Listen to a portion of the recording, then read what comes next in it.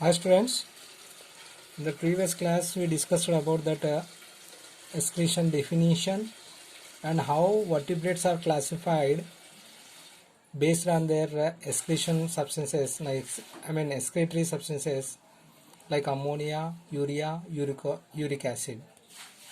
We learned that ammoniotelic organisms, uricotelic organisms and ureotelic organisms. Particularly aquatic organisms like fishes and crabs, they have to excrete that ammonia, they are considered as the ammoniotelic organisms. Whereas insects, birds and reptiles, they have to excrete that uric acid as a nitrogenous wastage, they are considered as the uricotelic organisms. Whereas amphibians and mammals, okay, including human beings, mammals means the organism which gives birth young ones directly and feeding their young ones by giving mother milk, isn't it? So all these are mammals, they have to excrete that urea as a nitrogenous wastage, they are considered as the ureotelic organisms. Okay, now excretion in invertebrates. Invertebrates means here those won't have vertebral column, those won't have vertebral column, invertebrates, particularly protozoans to Echinodermata, Protozoa, Porifera, Coelenterata, Platyhelminthes, Nematihelminthes, Annelida, Arthropoda, Mollusca, Echinodermata. So like that we are going to discuss here.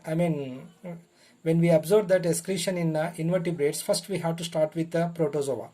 You know that protozoa, amoeba is a good example under this protozoa.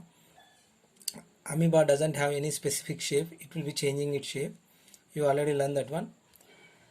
How that the excretion has takes place in amoeba? Simply the process, simple diffusion process has takes place by which they have to eliminate the wastage from the body to outside. You know how diffusion has takes place in amoeba. Once we observe, if you take amoeba is an aquatic which is lives in fresh water. Amoeba won't have specific shape. For example, if you take this, these are the pseudopodias, and of course this is nucleus and this is cytoplasm and plasma membrane, and this is external environment, nothing but water, isn't it? If you take here, first how oxygen will be enter into that amoeba through this plasma membrane. Actually oxygen 16% is dissolved here in the water when compared to that atmospheric. Atmosphere you already learned, 21% of oxygen is present in that atmosphere, 78% nitrogen and 0.03% carbon dioxide and 0.4% water vapor. Like that all these are the gases are consisting in the atmosphere. That's why atmosphere is also called a mixture of gases. You already learned that one in lower sections. Like that 21% oxygen is dissolved here in the atmosphere, whereas only 16%, okay, continuously such oxygen from that atmosphere is getting dissolved here in that water. That's why when compared to atmosphere, no, it has low oxygen which is present in dissolving state in the water, 16%. Okay, such oxygen have more concentrate here than oxygen which is present inside the dissolving state in the cytoplasm. So here less there and here high. So concentration of oxygen is dissolved in water here in the outside is more than compared to that concentration of oxygen which is dissolved in the cytoplasm of the amoeba.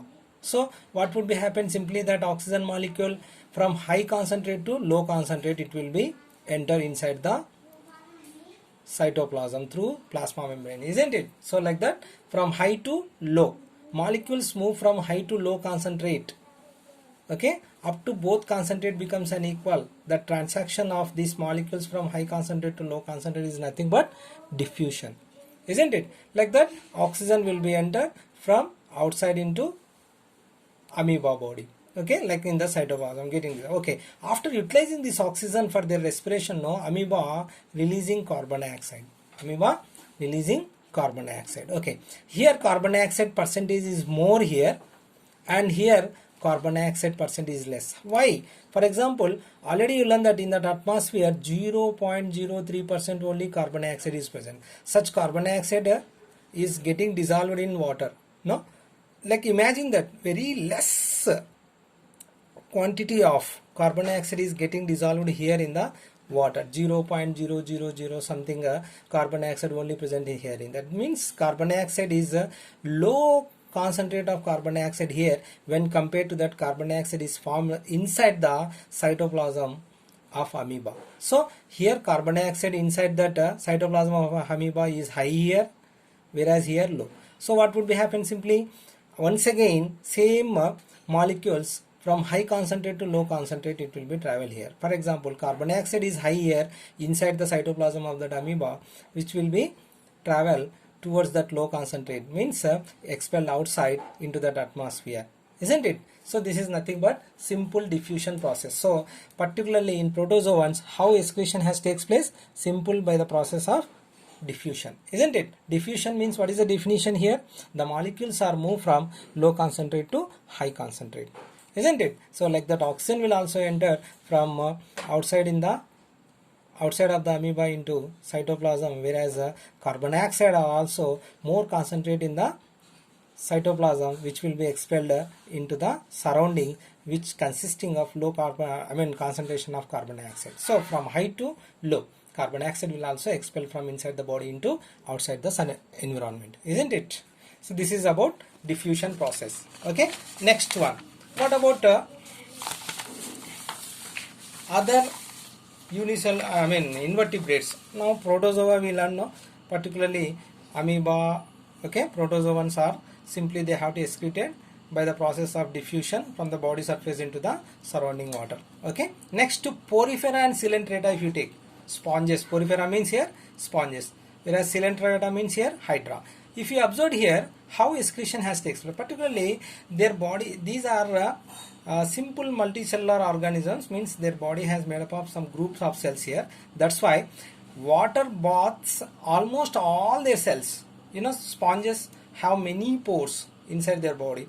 At the time, particularly they are living in marine water, and okay, they fix it at one place throughout their life. These porifera particularly, sponges particularly.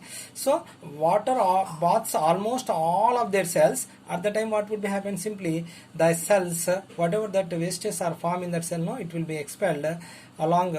Water will be continuously entering into the body and leaving from the body. So at the time, whatever the wastes are formed in that cell, no, it will be eliminated from the body. So water baths almost all of their cells. So like that excretion has takes place in porifera and coelenterata. Whereas platyhelminthes and nematoda, platyhelminthes, particularly roundworms. Okay, then particularly roundworms, particularly here flame cells they have. Why? Because they are multicellular or some more developed multicellular organs when compared to that poriferans and coelenterates. Okay, they have particularly some special organs to excrete this wastage from the body into outside, and such excretory organs are called flame cells. So what are the excretory organs in platyhelminthes and nematohelminthes? Means here flame cells. Okay, next. Whereas if you take annelids, annelida, earthworms, you know that earthworms they have excretory organs nephridias. You know that annelids body has leeches.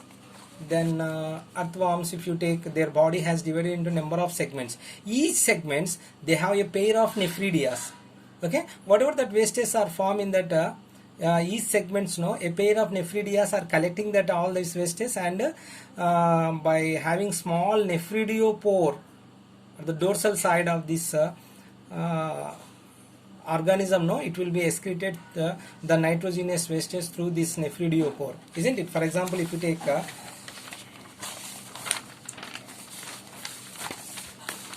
earthworm here, these are body has divided into number of segments. and each segment, for example, if you take each segment, this is that each segment has a pair of nephridias here. These nephridias are opens into nephridiopores, small pores, like this. This nephridias opens into outside by a small pore. These are called, this is nephridia and this is nephridiopore. Through this nephridiopore, and whatever that wastes are formed in this segment, no, this pair of nephridias collecting this wastes and expel that outside through this nephridiopore. Nephridiopore, isn't it? Nephridiopores. Okay, so this is that. Nephridias are the excretory organs in annelids like earthworms and leeches. Okay, next one.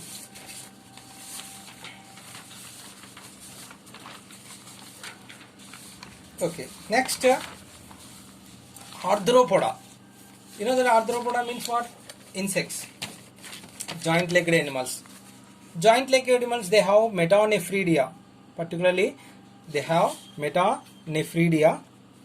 This is that organ, I mean metanephridia, by which they have to excrete that excretory wastes into the surroundings. Okay, whereas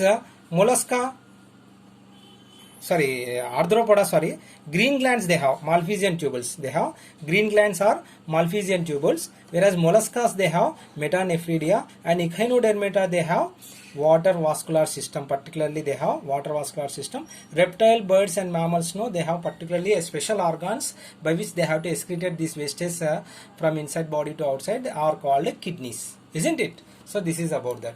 Okay, all invertebrates, particularly invertebrates means up to protozoans to echinodermata. Protozoan simply by the process of diffusion, then porifera and coelentrates, water baths almost all their cells, then platyhelminthes, nematodas, flame cells.